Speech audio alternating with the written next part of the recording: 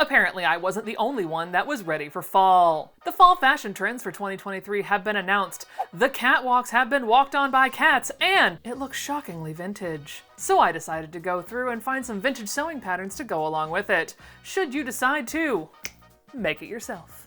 Now, while I'm not going to be hitting on every single point here because a fair number of these are just about colors, I will do my best to go through and give you general pattern ideas for each of them that are applicable. And so we have from InStyle magazine dated August 8th, 2023. See, I wasn't the only one ready for fall. This lovely article entitled 18 Fall 2023 Fashion Trends You'll Want to Wear Right Now. And of course they dive first into a color. However, that color being rich red, which I'm never going to tell you to not wear red. And I also have a little surprise for you that I might have a vintage pattern similar to this crazy sleeved thing right here. That's right, friends, you too can reproduce this with a 1970s sewing pattern. Simplicity 9178 boasts an elongated sleeve, very much along the lines of that rich red that we saw in the image. And really the best part is that if you really wanted to, you could make it even bigger just for funsies. Because when you're in charge of making your own clothes, you can be as extra as you want. Then we dive into the Peplum 2.0, which, is it though? Because I'm pretty sure that that middle image has already been seen somewhere, like the 1950s. In New York 791, where you can see a triple peplum. Now, is it this 1, 2, oh no, it is 3 layers. Corporate needs you to find the differences between this picture and this picture. They're the same picture. So there you go. That has already been done, my friends, and it already has a sewing pattern, which means it was readily available to people in the 1950s. But really, you can use any pattern with a peplum and then just reproduce it ad nauseum by making them slightly longer. Other patterns that would work for this peplum look, Simplicity 2223, would be especially helpful because it is a removable peplum, so you could tuck it on top of or underneath your top to give the peplum look, and you could make multiple layers if you would like to make that PVC thing in the middle. Continuing on to something that they call high water hemlines. I tend to enjoy the ridiculousness of the fact that we just keep the hemline the exact same length, but rename it constantly. Either way, if you are looking to shorten your maxi skirt a little bit, it looks like the fall versions are going to hit mid-calf, which means that you would be looking for a ballerina length skirt if you are looking to reproduce this without already having a maxi skirt that you would like to shorten.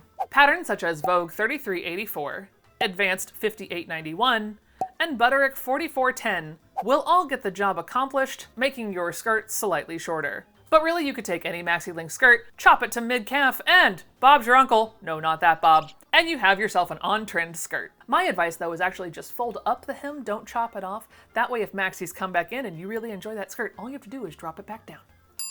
The next 2 bullet points are going to be color-related for olive oil green, Oleato anybody? And mellow yellow. What is our obsession with beverages in this fall lineup?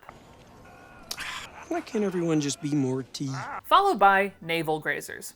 Which I'm not going to lie, that's a new one. Not necessarily to me, like yes, deep plunging V's have existed, but a pattern for something like that in the vintage realm, 1, would be probably very pricey, and 2, would be very hard to find. So if you already have something with a deep V cut, then I would just say elongate that V cut to give you the look should this be something you're looking to reproduce. Or you might even be able to get crafty with some 1980s athletic wear and turn it into one of these creations. But if you do, please show me because I really want to know how that turns out. And then we move on to the quintessential sweater dress. Now again, if you are with me in the ye olde elder millennial squad, this is not new to you. This is something we have done before, quite recently, at least in my fashion bubble.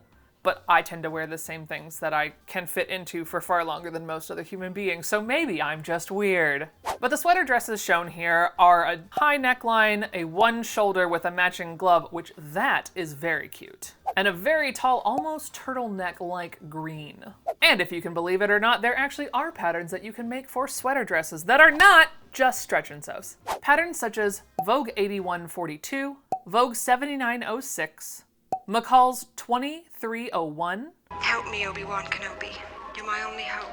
Butterick 3437, and Quicksew 743.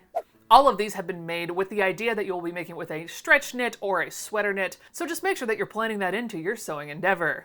we're gonna mosey on by the top shelf tartan while we admire all of the beautiful plaids and dive on into Fit to be Tied. Now I will say this is probably going to be one of the easiest things to either make or thrift, because a lot of ties and bow ties and things at thrift stores, one, can be found very cheaply, but two, if you would prefer to match your bow tie to your outfit, also tie patterns are not terribly inaccessible either. Patterns such as McCall's 4025, Quick Sew 912, Simplicity 6694, McCall's 2568, Simplicity 8785, and for those that are looking for a real challenge, McCall 907, are all tie patterns that could really get you a matching setup to the outfit that you're making, or just a tie that fits you the way you'd like it to fit. And we move right along to scoop neck tops, which I really do wonder if this is a fall fashion lineup that's meant for Florida, because that level of arm and chest is very Florida friendly. I don't know how well it would do in other parts of the country when it gets a little cold. Or nipples so cold they could cut glass.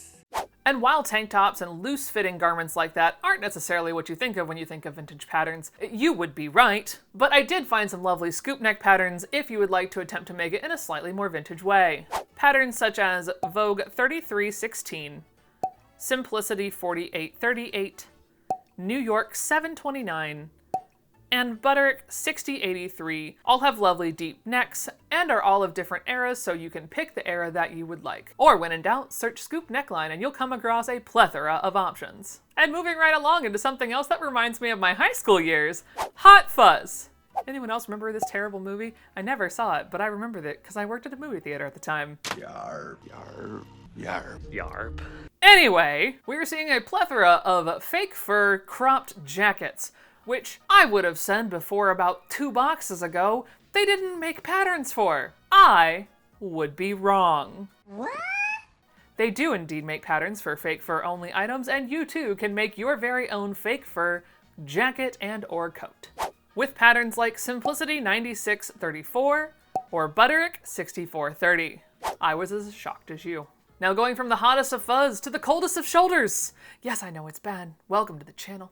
And while the fall fashion trend of cold shoulder is definitely not something that I have ever participated in because, well, it's a little hard to hold everything up where it belongs, it is something that looks quite lovely, and there are quite a few vintage patterns that you can use to recreate this. Patterns such as Simplicity 9015, if you want a more free-flowing and cottagecore style, or New York 931. All of them are going to have this cold shoulder appeal, and when it gets chilly, I guess just toss on some Hot Fuzz to go along with it. Hot Fuzz, why? But I guess the fashion gods did actually think about how everything would be lifted into place during this fall with the next bullet point of bust couplets. Which, while I do approve of the variety of models on this, I do not approve of the variety of sizes of models. We could use some larger humans so that we could see what we look like, please. And while I couldn't find anything that had those exact cutouts or super deep scoops, I feel like with a little bit of work and some zip ties, you too could make that happen. Don't ask, because zip ties are just a really good, easy, quick boning thing if you don't want to go out and buy real bones. Go get the really thick ones from Home Depot. You're welcome. But some patterns that you can use to make a more standard style corset top are going to be Vogue 2225, McCall's 5423, Simplicity 8624, Butterick 6391, and Butterick 5680. All of which are going to give you a fun corset style top, and while it may not exactly hold everything where it belongs, it's sure gonna give it the college try. And just to do a full 180 from the corset top, let's aim for a structured sleeve. And while this feels a little more reminiscent of the 1890s or the 1980s, some easy search terms to make some giant sleeves are going to be puff sleeve or leg of mutton sleeve, which gives you the very large top cap and then trims down. You could also do a Juliet sleeve, which is just a little puff with a skinny sleeve attached to it. Either way, I think would give you a structured look, but if you're looking for specific patterns to go with it, you'll want to look for something like Simplicity 5855, McCall's 8277, Simplicity 4065, Advance 6865, or Butterick 5345. These will all give you some type of dramatic sleeve. It may not be the exact type of structure sleeve that you see there because a lot of those were out of knits, but speaking of knits, let's head into Turtleneck Town. I know, I can't believe they're back either. And apparently, while slouchy turtlenecks are out, structured turtlenecks are in. And believe it or not, there actually are patterns that you too can make with a structured turtleneck as a part of that pattern. Such as Vogue 9006, Vogue 8142, which we also saw in our sweater dress, McCall's 8386, Stretch and Sew 160, and 313. And if, like on any fall day, you get too ridiculously hot in the turtleneck, just take that puppy off and layer on a summer sheer. At least I find this a nice way to reuse some of your summer clothing into the fall. And if maybe you don't have any of these summer sheers and you would like to make them, I give you the 1980s slip patterns. Why? Because they are the thin strap, they're made to be made out of that slinky sheer material. They're pretty easy to find, and they're pretty accessible. And in case you didn't have one over the summer, you can look for patterns such as Simplicity 7672 and 5549, to just name two out of the many options that you have when it comes to a 1980s or 1990s slip pattern. But once the weekend is done and you have to go back to the office, apparently 80s business chic has returned in a giant surprise to everyone who had to live through it the first time. So yes, apparently the sheath dress that is high contrast and the two-piece pantsuit is absolutely back. Now it's more fitted than it was this last time around, but it's here. And let's say by chance you did not get to partake of this the first time around and you would like to know of some patterns to make your own. You want to be looking for Vogue 7061, Simplicity 6077, Vogue 7679, and Vogue 8821, to name just a few. You can also just use terms such as 1980s sheath dress, 1980s pantsuit, and 1980s fitted dress. All of those should take you to other type of search results should you be looking for something to make or thrift online for yourself. And the last part apparently is also going to drag us solidly back into the 1980s with the boxy blazer. And while I would like to say that a photo of me in a yellow version of this and a 1990s version, but it was a 2000s play, doesn't exist, yeah, I can't say that because it does. Apparently those are back and all the rage. But I will warn you, I do not think that this is the type of project that is for a beginner. I feel like this is for more if you're looking to level up your sewing skills. Otherwise, I would advise just thrifting this option. But if you do want to take on the tailoring aspect of this boxy blazer, you want to look for patterns such as Vogue 1600, New Look 6958, New Look 6092, and Style 4868. And yes, friends, that indeed is everything that they are telling us that are the fall trends, but make it a vintage sewing pattern. Do I fully expect to do any of these on this channel? No, I do not. None of these really fit me. I like some of the colors that we're choosing for fall, but honestly, I'm perfectly happy in my black, spooky, and other such vintage styles and colors. So while I do appreciate and respect that this is absolutely for some people, I am not that people.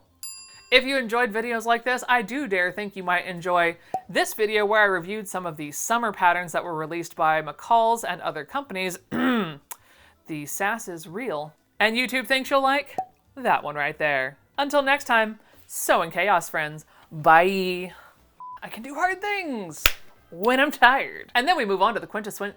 This is going so well.